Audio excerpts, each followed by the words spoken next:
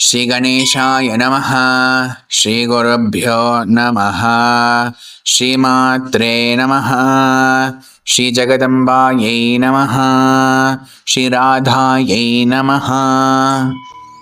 ಇವತ್ತು ಪರಮ ಪುಣ್ಯಕರವಾಗಿರುವಂತಹ ಶರತ್ ಪೂರ್ಣಿಮಾ ಅಥವಾ ಕಾರ್ತಿಕ ಪೂರ್ಣಿಮಾ.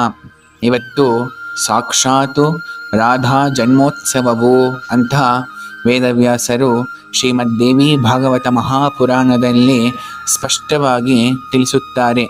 ಯಃ ಕಾರ್ತಿಕ್ಯಾಂ ಪೌರ್ಣಮಾಸ್ಯಾಂ ರಾಧಾ ಜನ್ಮೋತ್ಸವಂ ಬುಧಃ ಕುರುತೆ ತಸ್ಯ ಸಾನ್ನಿಧ್ಯಂ ದದ್ಯಾದ್ ರಾಸೇಶ್ವರಿ ಪರ ಅಂತ ಹೇಳ್ತಾ ಇರುವಂಥದ್ದು. ಅಂದರೆ ಕಾರ್ತಿಕ್ಯಾಂ ಪೌರ್ಣಮಾಸ್ಯಾಂ, ಕಾರ್ತಿಕ ಮಾಸದ ಪೂರ್ಣಿಮೆಯು ರಾಧಾ ಜನ್ಮೋತ್ಸವಂ ಬುಧಃ, ರಾಧಾದೇವಿಯ ಜನ್ಮೋತ್ಸವವು ಅಂತ ನಾವು ಅರ್ಥ ಮಾಡಿಕೊಳ್ಳಬೇಕು. ಮತ್ತು ಆ ರಾಧಾದೇವಿಯ ಜನ್ಮವನ್ನು ಉತ್ಸವಭರಿತವಾಗಿ ಆಚರಣೆ ಮಾಡಬೇಕು. ರಾಧಾದೇವಿಯನ್ನು ಕುರಿತು ಧ್ಯಾನವನ್ನು, ಸ್ತೋತ್ರವನ್ನು, ಪೂಜೆಯನ್ನು ಆಚರಿಸಬೇಕು ಅಂತಹ ವೇದವ್ಯಾಸರು ಸ್ಪಷ್ಟವಾಗಿ ಶ್ರೀಮದ್ದೇವಿ ಭಾಗವತ ಮಹಾಪುರಾಣದಲ್ಲಿ ನವಮ ಸ್ಕಂಧದಲ್ಲಿ 50ನೇ ಅಧ್ಯಾಯದಲ್ಲಿ ಹೇಳುತ್ತಾರೆ. ಆ ನಿಟ್ಟಿನಲ್ಲಿ ಇವತ್ತು ಜಗದಂಬೆಯಾಗಿರುವಂತಹ ಮಹಾಪ್ರಕೃತಿ ಅಂಶಲಾಗಿರುವಂತಹ ರಾಧಾದೇವಿಯನ್ನು ಉದ್ದೇಶಿಸಿ ಕೆಲವು ವಿಚಾರಗಳನ್ನು ನಾವು ಪಡೆಯುವಂಥದ್ದು. ಕೃಷ್ಣಾರ್ಚಾಯಾಂ ನಾಧಿಕಾರೋ ಯತೋ ರಾಧಾರ್ಚನಂ ವಿನಾ ವೈಷ್ಣವೈ ಸಕಲೈಸ್ತಸ್ಮಾತ್ ಕರ್ತವ್ಯಂ ರಾಧಿಕಾರ್ಚನಂ. ಕೃಷ್ಣ ಪ್ರಾಣಾದಿದೇವಿ ಸಾ ತದಧೀನೋ ವಿಭೋರ್ಯತಃ ರಾಸೇಶ್ವರಿ ತಸ್ಯ ನಿತ್ಯಂ ತಯಾಹೀನೋ ನ ತಿಷ್ಠತಿ ಅಂತ ಸೂತ್ರವು ನಮಗೆ ಇದೇ 50ನೇ ಅಧ್ಯಾಯದಲ್ಲಿ ಕಾಣುವಂಥದ್ದು. ಇಲ್ಲಿ ಏನು ಹೇಳ್ತಾ ಇದ್ದಾರೆ ವ್ಯಾಸರು ಅಂದರೆ, ಕೃಷ್ಣಾರ್ಚಾಯಾಂ ನಾಧಿಕಾರೋ ಯತೋ ರಾಧಾರ್ಚನಂ ವಿನಾ, ರಾಧಾದೇವಿಯನ್ನು ಅಥವಾ ರಾಧಾರ್ಚನೆಯನ್ನು ಮಾಡದೆ ನಾವು ಕೃಷ್ಣನನ್ನು ಅರ್ಚನೆ ಮಾಡೋದಕ್ಕೆ ನಮಗೆ ಯೋಗ್ಯತೆ ಅಥವಾ ಪಾತ್ರತೆವೆಂಬುದು ಇರುವುದಿಲ್ಲ. ಅದಕ್ಕೋಸ್ಕರ ನಾವುಗಳು ರಾಧಾದೇವಿಯನ್ನು ಆರಾಧನೆ ಮಾಡಬೇಕು ಭಕ್ತಿಪೂರ್ವಕದಿಂದ ಅಂತ ಸ್ಪಷ್ಟವಾಗಿ ಹೇಳ್ತಾ ಇರುವಂಥದ್ದು ವ್ಯಾಸರು. ತದನಂತರ ರಾಧಾ ಅಂದರೆ ಏನು ಎಂಬ ನಿರುಕ್ತಿಯನ್ನು ಸ್ಪಷ್ಟವಾಗಿ ತಿಳಿಸುತ್ತಾರೆ.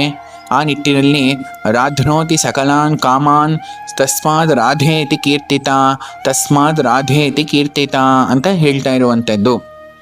ಅಂದರೆ ರಾಧ್ನೋತಿ ಸಕಲಾನ್ ಕಾಮಾನ್, ನಮ್ಮ ಸಕಲ ಕಾಮನೆಗಳನ್ನು ಯಾರು ಈಡೇರಿಸುತ್ತಾಲೋ ಅವಳೇ ರಾಧಾ ಅಂತ ಹೇಳ್ತಾ ಇರುವಂಥದ್ದು.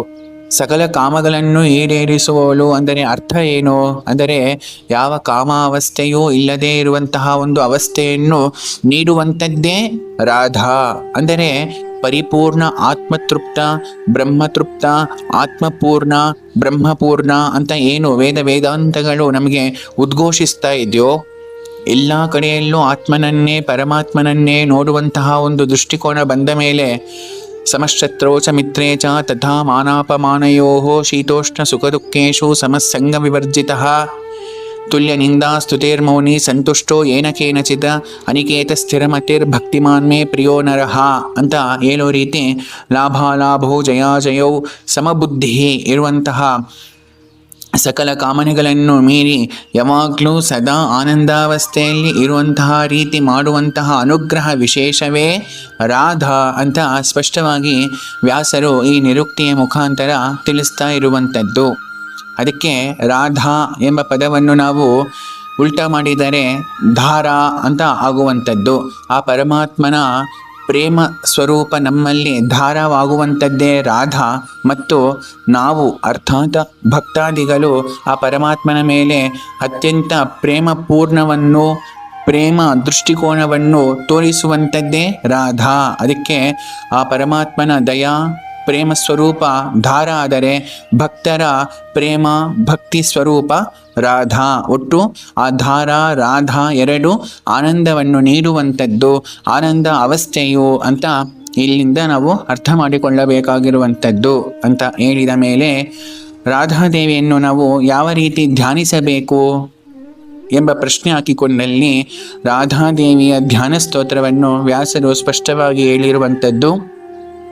अथ राधाध्यानस्तोत्रम् श्वेतचम्पकवर्णाभां शरदिन्दुसमाननां कोटिचन्द्रप्रतीकाशां शरदम्भोजलोचनां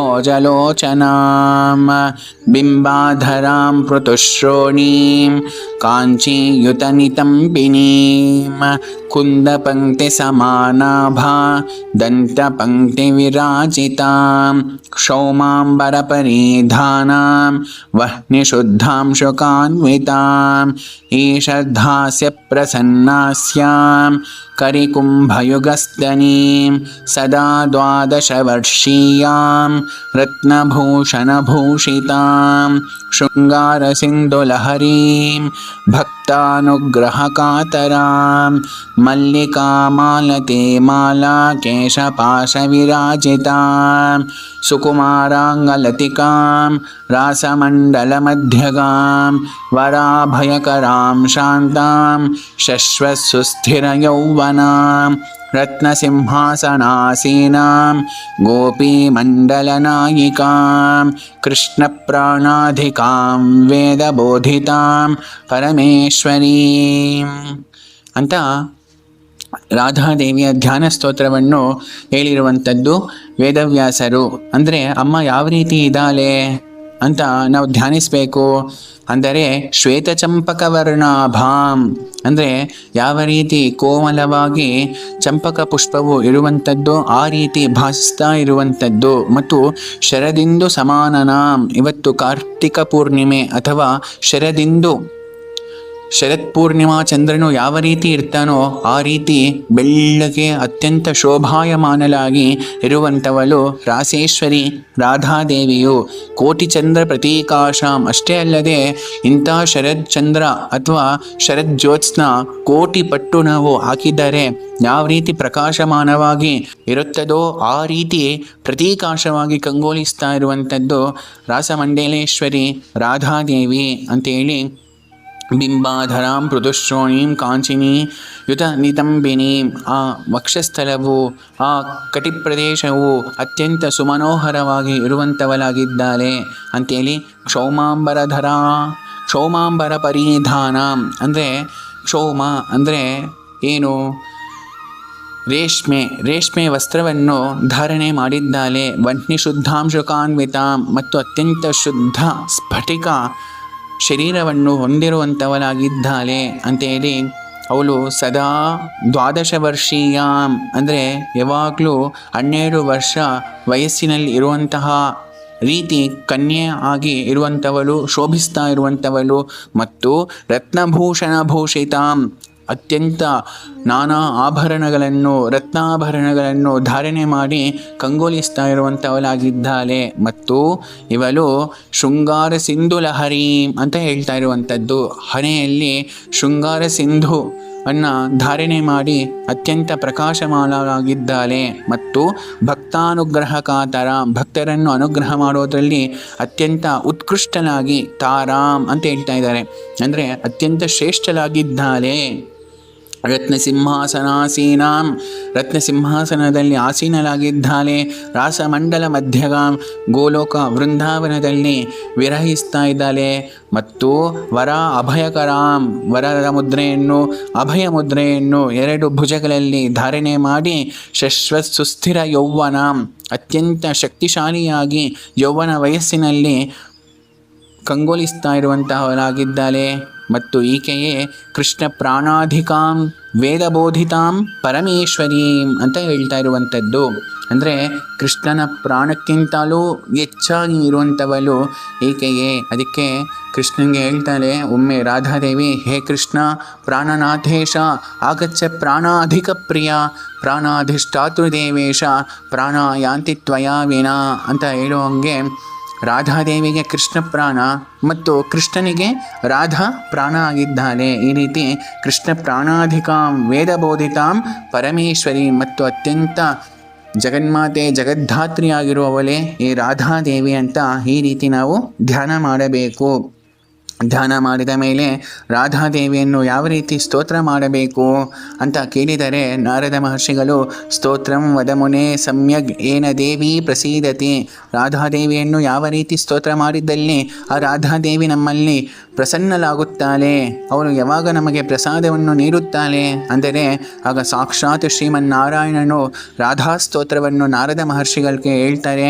ಅದೇ ಶ್ರೀನಾರಾಯಣ ಉವಾಚ ನಮಸ್ತೆ ಪರಮೇಶಾನಿ ರಾಸಮಂಡಲವಾಸಿನಿ ರಾಸೇಶ್ವರಿ ನಮಸ್ತೆಸ್ತು ಕೃಷ್ಣ ಪ್ರಾಣ ಅಧಿಕ ಪ್ರಿಯೇ ನಮಸ್ತ್ರೈಲೋಕ್ಯ ಜನನಿ ಪ್ರಸೀದ ಕರುಣಾರ್ಣವೇ ಬ್ರಹ್ಮ ವಿಷ್ಣುವಾದಿಭಿರ್ದೇವೈರ್ವಂದ್ಯಮಾನ ಪದಾಂಬುಜೆ ನಮಃ ಸರಸ್ವತೀ ರೂಪೇ ನಮಃ ಸಾವಿತ್ರಿ ಶಂಕರಿ ಗಂಗಾ ಪದ್ಮಾವತಿ ರೂಪೇ ಷಷ್ಠಿಮಂಗಲಚಂಡಿಕೆ ನಮಸ್ತೆ ತುಳಸಿ ರೂಪೇ ನಮೋ ಲಕ್ಷ್ಮೀ ಸ್ವರೂಪಿಣಿ ನಮೋ ದುರ್ಗೆ ಭಗವತಿ ನಮಸ್ತೆ ಸರ್ವರೂಪಿಣಿ ಮೂಲ ಪ್ರಕೃತಿ ರೂಪಾಂ ತ್ವಾಂ ಭಜಾಮಃ ಕರುಣಾರ್ಣವಾಂ ಸಂಸಾರ ಸಾಗರಾದಸ್ಮಾನುದ್ಧರಾಂಬ ದಯಾಂ ಕುರು ಇದಂ ಸ್ತೋತ್ರಂ ತ್ರಿಸಂಧ್ಯಂ ಯಃ ಪಠೇದ್ ರಾಧಾಂ ಸ್ಮರನ್ ನರಃ ನ ತಸ್ಯ ದುರ್ಲಭಂ ಕಿಂಚಿತ್ ಕದಾಚಿಚ್ಚ ಭವಿಷ್ಯತಿ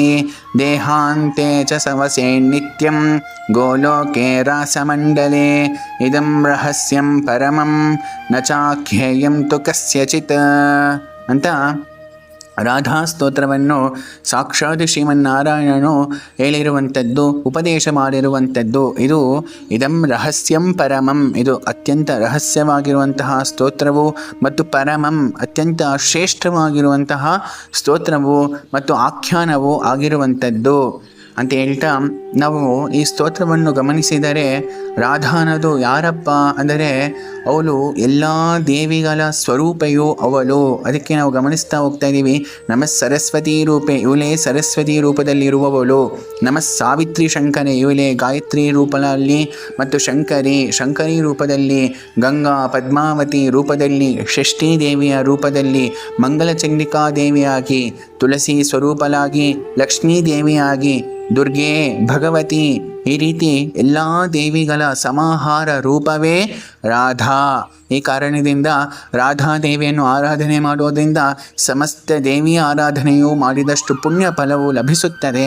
ಈ ಕಾರಣದಿಂದಲೇ ಈ ರಾಧಾದೇವಿಯ ಆಖ್ಯಾನವು ರಹಸ್ಯವಾಗಿರುವಂಥದ್ದು ಮತ್ತು ಪರಮಂ ಶ್ರೇಷ್ಠವಾಗಿರುವಂಥದ್ದು ಅಂತ ಸಾಕ್ಷಾತ್ ಶ್ರೀ ಮಹಾನಾರಾಯಣನು ಹೇಳ್ತಾ ಇರುವಂಥದ್ದನ್ನು ನಾವು ಇಲ್ಲಿ ಗ್ರಹಿಸಬೇಕು ಅಂತ ಹೇಳ್ತಾ ರಾಧಾದೇವಿಯು ಇವತ್ತು ಆ ರಾಧಾ ಜನ್ಮೋತ್ಸವದ ದಿನದಂದು ಕಾರ್ತಿಕ ಪೂರ್ಣಿಮೆಯೆಂದು ನಮಗೆ ಅತ್ಯಂತ ಅನುಗ್ರಹವನ್ನು ಮಾಡಲಿ ಅಂತ ಹೇಳ್ತಾ ಜೈ ಶ್ರೀ ರಾಧಾಕೃಷ್ಣ.